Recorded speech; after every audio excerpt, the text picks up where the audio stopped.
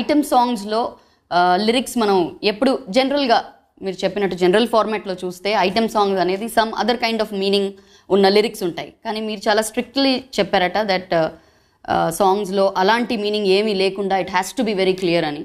నాకు ఎలా ఉంటుందంటే నేను వ్యక్తిగతంగా నాకు కొన్ని అంటే ఇంకొకరు ఎవరైనా కన్సీవ్ చేస్తే నేను చేసేయగలను. నేను కన్సీవ్ చేసేటప్పుడు ఇప్పుడు అర్జెంటుగా నేను సపోజ్ కివ్వు కేక అనేది నేను ఆలోచించలేను.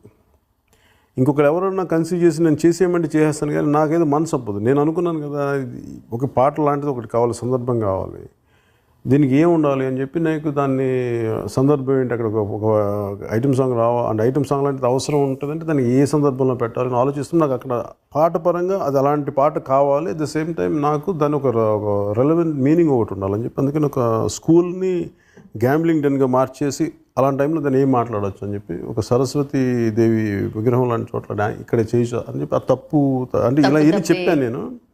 So Devi came out with Hindi word Tauba Tauba అనేది దేవి స్టార్ట్ చేస్తాను. Moving on, which will be your favourite song sir? నాకు అంటే నా బేసిక్గా మాంటేజ్ సాంగ్స్ ఇష్టం. నాకు చాలా అంటే ప్రతి అంటే డ్యాన్స్ అనేది ఒక చిన్న ఒక ఎక్స్ప్రెషన్, ఒక అంటే ఆనందానికి ఒక చిన్న ఎక్స్ప్రెషన్లా ఉంటుంది, అంతేగాని ఒక హమ్మింగ్ బాగుంది సార్. వాడెవడు వీడెవడు సర్దార్కి అడ్డెవడు, దట్ వాస్ రియలీ నైస్. నాకు బాగా నచ్చింది. నాకు ఫస్ట్ దాంట్లో నాకు రెండు బాగా నచ్చినాయి ఏంటంటే దీంట్లో కైండ్ ఆఫ్ మాంటేజ్ సాంగ్ ఉంటుంది, థర్డ్ సాంగ్. తర్వాత నాకు మహారాష్ట్రకి ఎప్పుడు వెళ్తున్నప్పుడు నాకు ఈ నాసిక్ డోల్ ఒకటి బాగా గణేష్ నిమజ్జనంలో కనిపించింది. నాకు అది చాలా దాంట్లో విపరీతమైన ఫెరోసిటీ ఉంటుంది. అది నాకు ఎందుకు సెకండ్ ఇంటర్వెల్ పాయింట్ ఆఫ్లో దాని నుంచి రెలవెంట్గా ఉంటే బాగుంటుంది. ప్లస్ మనకి బోర్డర్ డిస్ట్రిక్ట్స్ అంతా నా డోల్ అనేది ఒక పార్ట్ ఆఫ్ మన కల్చరల్ ఆస్పెక్ట్ అయితే దాన్ని ఒకటి ఇంక్లూడ్ చేశాను.